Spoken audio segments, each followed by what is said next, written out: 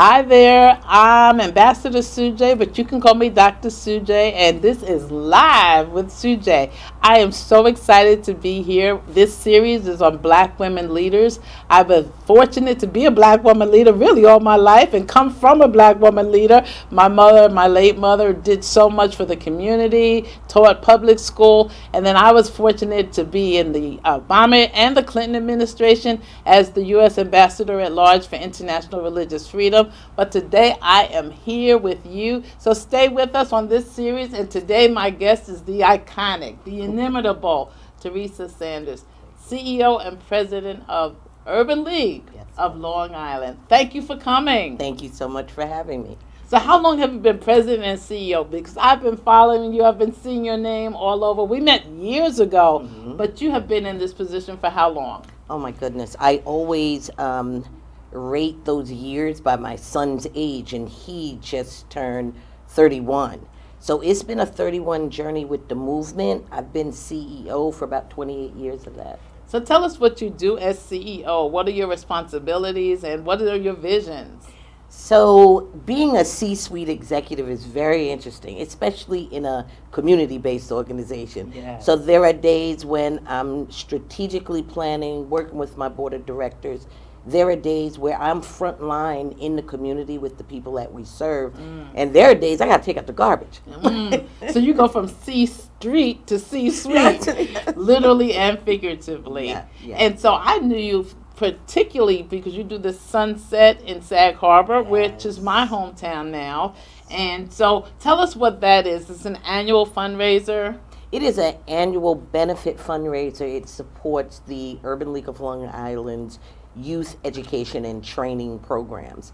We chose Sag Harbor specifically because of the historical context for Black people in America. Yes. When there was so much discrimination and racism legally, there were Black people that could not vacation in certain places in America. But Sag Harbor, Martha's Vineyard, those are some of the historical places. So our event in Sag Harbor is just one of the best social networking events hosted. And I'm fortunate to live in Sag Harbor in the historically African American community called Azurest. Yes. And one of our shows is going to focus on it because this year is the 75th anniversary of Azurest, founded by a Black woman, Maud Terry, who, as you said, when we could not vacation, she bought some land so that we could have a spot. Well, now it's up and coming, and we're having a great time. And I chose it because I could raise my kids. It really is the village of Sag Harbor. We're in the town of East Hampton, but really it is a village. So we could watch each other's kids play in the streets, and they knew I was Aunt Sujay or Mama Sujay. And to this day on LinkedIn, some of the young boys who we saw having pizza in my living room call me Mama Sujay, and they send me their little messages. I'm like, isn't this something? Yeah. So tell me, because both of us were pre-social media, but we've had to kind of wrap it up and edge it up. What's it like now? Is social media making the difference in what you do? Well, you know, I love being around young people. It helps educate me in a non-traditional way, things that I would take a class to learn something, but I have young people that are social media influencers that tell me, Miss, you know, and they call me Miss. So, Miss, you know, instead of you sending that letter, we can send out this block of information and people can get it. They have designed our social media pages. It's a wonderful experience when you see the talent that exists in our communities. Yes. And sometimes these kids don't have any other opportunity. They're coming through our local churches. They're coming through our nonprofit organizations. They're gaining leadership skills. Yes. So that by the time they do get to be adults, they have a good working resume and they can get a great job. So is the resume even digital these days? Oh, yeah. Oh, yes. Okay, because I get these little things with the square QR codes. QR codes. Yeah, and I'm like, okay, it's all of that. So, you know, I know you do the benefit in Sag Harbor, but is fundraising a majority of your time? Or tell us what else you have to do in terms of keeping the organization alive. Sure. We hold 4 fundraisers a year. And so those are built in. They've been traditional with our organization. We are going to reach 50 years old in 2020. Wait, let me make sure I got the date right.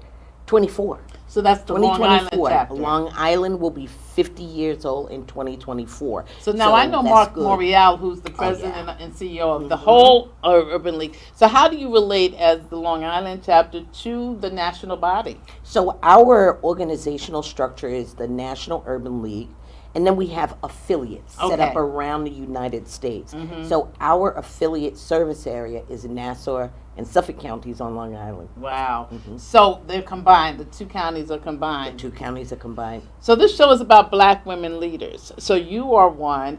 What are you doing to develop other black women leaders in your community, in both of the counties, in your organization? You know, the legacy plan, not only for Long Island, but for the movement, is that a lot of the young people may not truly understand the historical context in which we came from. Yes. You know, what does legal racism look like? What did it mean to have a sign that said, you know, for whites only? What did that mean? Now, they'll read it in a book, but having that experience is different. Yes. Our organization represents, you know, the living legends that can tell them this is what it looked like. This is what I did to survive that period of time. Yes. And this is the opportunities that you have and where you should be going to continue to build the community. That's awesome. So, you know, one of the passions that I have is for us to also take a break. Because not only do we want to live, be living legends, but we want to live. Yes. And so I have this thing that if you don't take a break, you're going to break down. What do you do for balance and boundaries? You know, I'm going to be real honest. It's hard. I've started doing audiobooks. I've started doing audiobooks to take my mind to a different context. So I'm not thinking about the next work project, so that I just absorb something peaceful. And I do that when I'm driving in the car. I put the audiobook on at night before I go to bed. I've stopped with the TV at night, Yes. absorbing all of that information. And I have to tell you, for the last 6 months since I've been doing that, I sleep better. I'm getting a great 7 to 8 hours sleep, and Yes. that was unheard of before, because I'd be thinking about what I got to work on tomorrow, you know. Exactly. So one of my friends says 8 hours of sleep, 8 hours to work, and 8 hours to play. We have 24 hours in the day. And so a big passion of mine is to plan a retreat for black women leaders, black women leaders of faith, so that we can be undergirded by a faith, but also be with one another. And we do it every year. We call it Selah by the Sea. But also a lot of my writing is faith-based and inspirational, so that people can also have that same calming effect. We haven't done many audiobooks, but you're triggering me to do another step so that people can listen to it in their car or whatever. One of the things I started doing yesterday, I used to do these motivational moments that are on YouTube and whatever, but I started doing them from the car, just like the late night show hosts are doing car singing. Yes. So I was like, we can have car motivational moments because people spend so much time in them. So what's something else that you do from your car as you're in between meetings, as you're trying to get to the next spot? What else do you do besides audiobooks? You know, I call my friends, and I have a very small group, my sister, cousin, and because we don't get time to just talk. Yes. And it's not an agenda. I'll just call my sister. I'll call her up. Hey, what are you doing? But just that connection, Yes. it gets on my kids' nerves because they're like, "Oh my gosh, She's Mommy always on calls that phone." every Yes, day." yes. You know, and I don't keep it long, 2-3 minutes. Right. Hey, I love you, you know, and get off. But that just makes me that family connection. You know, we've had a lot of loss from COVID. Yes. And it really has put me in a different level of appreciation for people in life. Your kids must be related to mine, because mine said the same thing. But I have one girlfriend who keeps me on the phone, particularly if I have to go from Harlem out to Long Island. And she says, I'm up for you, because that's a ride. You know, that's a 2-hour minimal, and it could be up to 4. And she's like, I'm up with for traffic. you. Yeah, with traffic. You know, even with the HOV lane, you're like, oh my gosh. So what's the HOV in your life? Where is the high occupancy lane in your life? Who else runs with you when you're not in between meetings, but you're just having life? Who are your running mates? Again, my sister, my biological sister, because I have a couple of core sisters. Yes. But my biological sister, I could call her anytime. She'll be out at Sag Harbor this weekend, Okay. working, helping support. You know, my sister friends are always in that HOV lane with Right. me. I can call them up and listen. Something has come up. We've got this project. I need a few extra hands, Okay. and they step in. I try to leave again. My kids, I try to leave them alone because Right. they have been part of this movement. They have learned with me. When I went to conference, my kids came to conference, so they've had a different experience in terms of what the civil rights movement has done, not only for America, but has done for the world. We're in a you've global mentioned environment. Yeah, you've mentioned movement 3 times. So you're talking about the civil rights movement. Mm-hmm. So now I'm a post Dr. Martin Luther King. I was 11 when he died. So talk about the movement now. What is the movement? We've had Black Lives Matter. We've had, still John Lewis now has passed. Coretta Scott King has passed. Dorothy Height has passed. Dr. Martin Luther King. So what is the movement now, and who are the leaders of the movement now? So that's very interesting because the context in which you and I grew up, when you're talking about a movement, is a group of people Yes. working together for common causes. The movements now, especially supported by technology and social media, Yes. can be individual. I have seen people gain 10,000 followers because they focused on a cause. Yes. And all of a sudden, all these people are supporting them. So the movement is so different.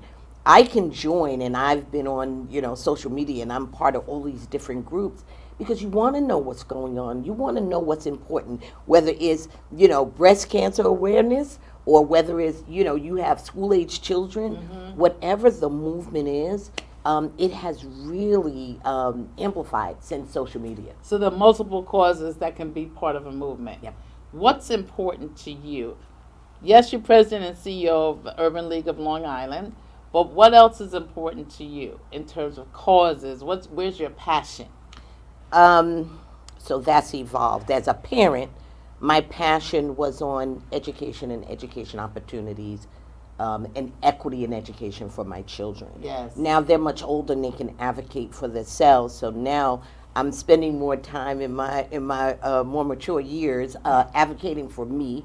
So the comments you made about making sure we slow down and we take time for ourselves. I'm trying to be very focused on that.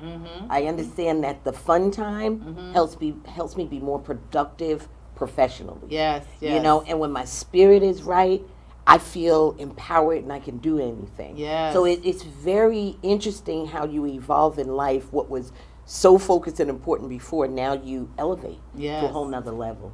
Well, I hope you'll be looking out for Sail by the Sea. We just Yeah. completed it, but it's always in the second or third week of June. Okay. And you'll find out about it because I am so concerned that we don't break down. Because if you don't take a break, you will break down. I burnt out my 7th year. I was a pastor, a parish pastor for 30 years, inner city New York. So I'm going to heaven. That's what I say. Busy.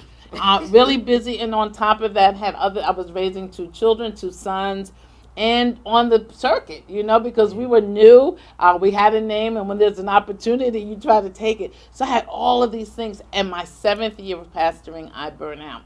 Harvard blessed me with a wonderful sabbatical, and it was in that time of kind of coming back to myself that I said, I've got to make my resources available to others to talk about how do you bounce back and how do you prevent burnout, but also how do you just take the time to just chill and take a chill pill. So that has been a passion for me because I went through something that wasn't very pleasant. But a lot of us are first female chaplain for the NYPD, first faith leader to be the ambassador at large for international religious freedom. We have a lot of firsts. Yes. So what's important to you in terms of legacy? Wow, that's a deep question. It is.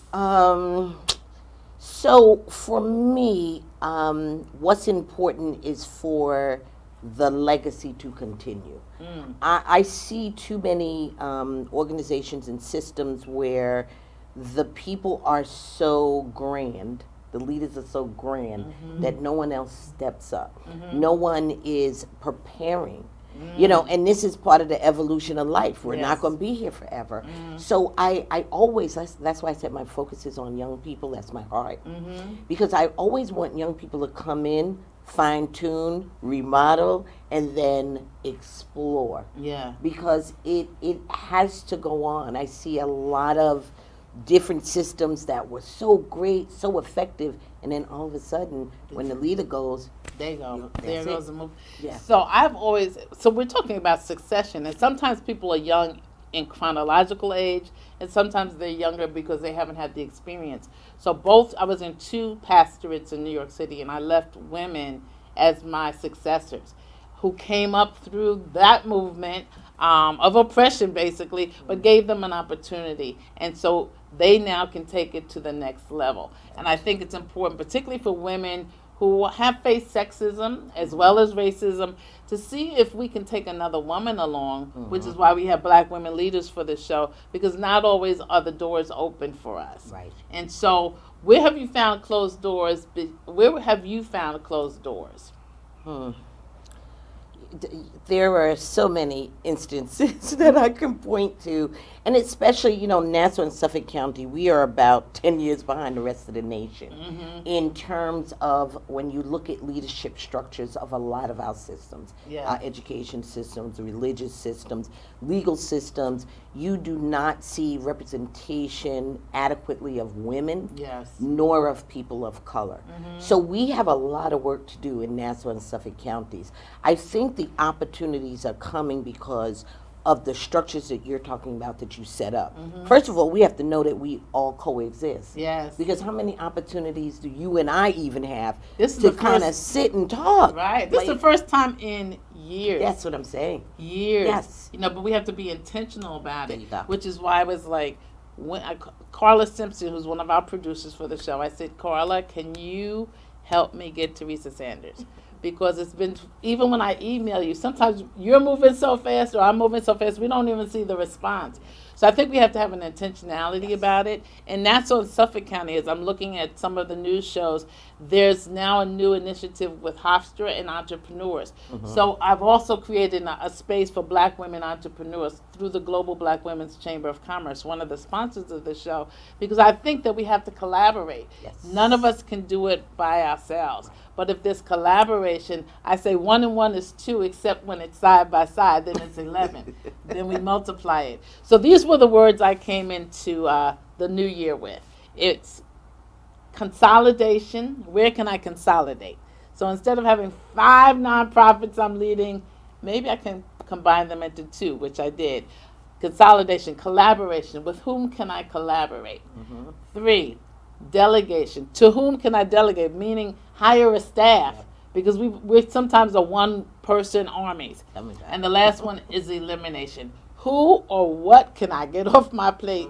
That's just an albatross around my neck. I don't need it anymore. It's draining, and I just don't want it. So what's a word that you're operating under? So mine is consolidation, collaboration, delegation, elimination. What's a word that you need to work on at this time? Serenity. Oh. And that crosses into all aspects of my life. When I go into work, I don't want the chaos because I need to think, plan, give to other people, receive from other people. When I'm home, the serenity in the house. It can't be chaos running around. No. I mean, done that when kids were younger, but now it's like, no. Why y'all talking so loud? Like, let's bring it down a notch. And even serenity in the space of resting and finding peace. Am I going to listen to the audio book? Will I not be on my phone texting? When do I really relax? So I think that word serenity That's a great is word. a good one for me. So one of the things I've begun to do, because I'm in Sag Harbor again and not in the busyness of the city, I used to live across the street from a hospital. So there were sirens and there were trains. And the thing is, we were so used to them that our systems just absorbed them. We really didn't hear the sirens. They were just part of the culture. So now, serenity, to your point, when the birds wake me up. So there's no alarm clock when the birds wake me up. And your body gets into a rhythm. I don't really have to set the clock. My body knows 7 o'clock, 8 o'clock, 6 o'clock I need to be up. And so when I hear a bird singing to me, that's serenity for me. Yes. When I can go by the water before the day begins. So what I do is I start my day from 10 a.m. to 4 p.m. I put a beginning and an end. So I don't take an appointment like at 9:30. Right. I take it, and I don't even take it at 10 because you're trying to settle your office. So the first one is 10:30. That means from 7 a.m. till the time that I start my first appointment, it's my time. So for me, it's sitting by the water. And Sag Harbor is such a beautiful spot. And I don't have to do anything. I don't have to read. I may have a cup of coffee if I so, and then I just walk around the pier. And for me, that gets me in a state of mind. I also swim. I have a sport. So in the summertime, I have a pool. Let me get in that water, and that's where I meet my maker. I mean, I just need it. So is there a sport? Is there an activity that brings you joy? Now, my friends in the city, they're all into salsa now. So everything is salsa. Can you come to the salsa? I'm like, y'all can salsa all you want. I've salsa'd all my life. I need to just slow it down. Yeah. So what is it that you do for fun? Oh, my goodness. Dancing has always been a favorite. When I was, I say growing up, and this went through the first year of college, my sister and I used to be part of Dance Theater of Harlem. Really? We would go from Long Island to Harlem for the dance theater. And I really thought I wanted to be a dance major.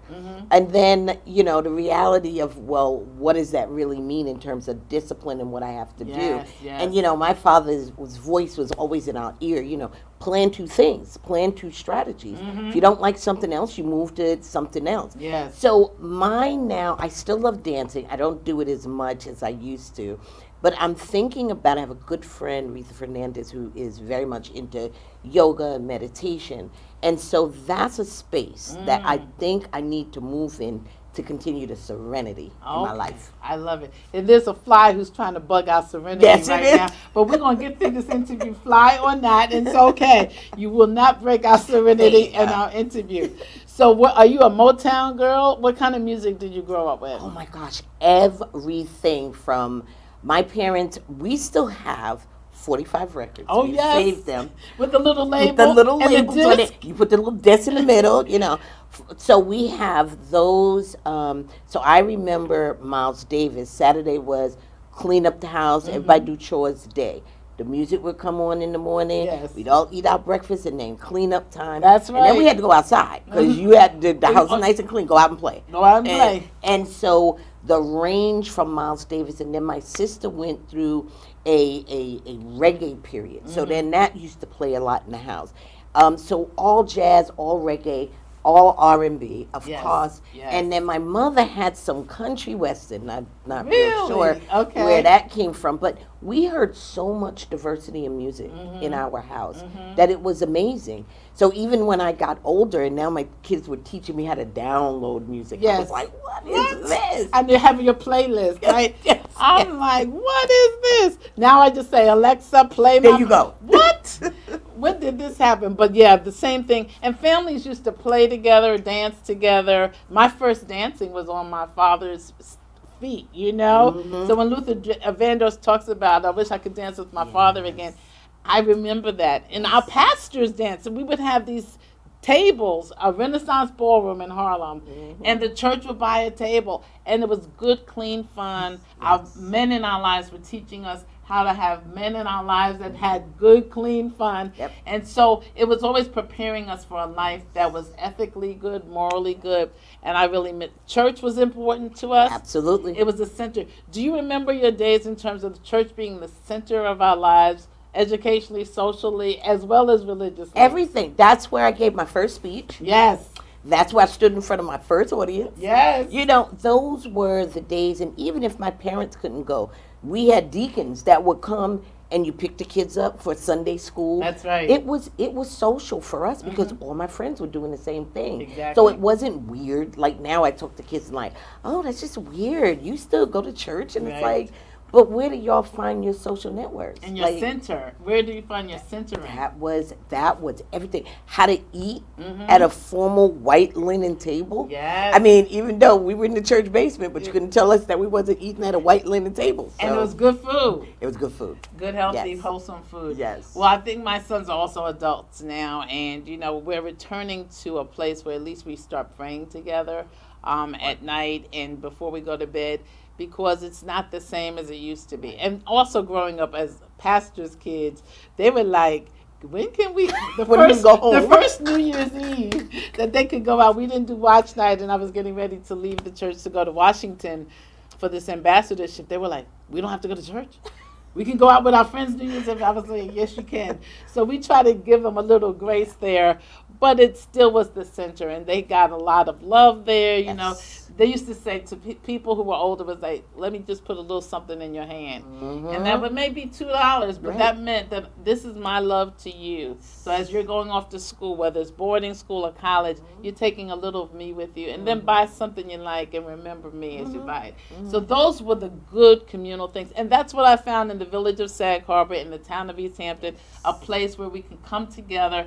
And so now I hope this is not the last. I'm going to be like Kamala Harris. This may be the first time we're together in the studio, but I hope it won't be the last. Where can people find you? What's the website if they wanted to find you? Our website is real easy, urbanleaguelongisland.org. All spelled out? All spelled out. Okay, urbanleaguelongisland.org. Theresa Sanders, President and CEO of Urban League, Long Island, New York. If you want to find me, you can find me either at charismaspeakers.com. That's where I do all my speaking, or Global Black Women's Chamber CC, globalblackwomencc.org, as we're bringing together. So this is National Black Business Month, and we hope that you have been inspired by these two businesses. One is the head of a nonprofit, one is the owner of a for-profit, but most of all, we are friends. I hope that you've enjoyed your time with you. Live with Sujay. Don't miss our next episode. You can find us on the website. You can find us on TV, LTV. I want to thank all of you for tuning in. Again, this is Dr. Sujay, Ambassador Sujay, saying thank you for sharing with us. A shout out to our team, our production team, and all of you for staying with us. Live with Sujay. Or you can say all the way live and in living color. Thank you for tuning in. Thank you.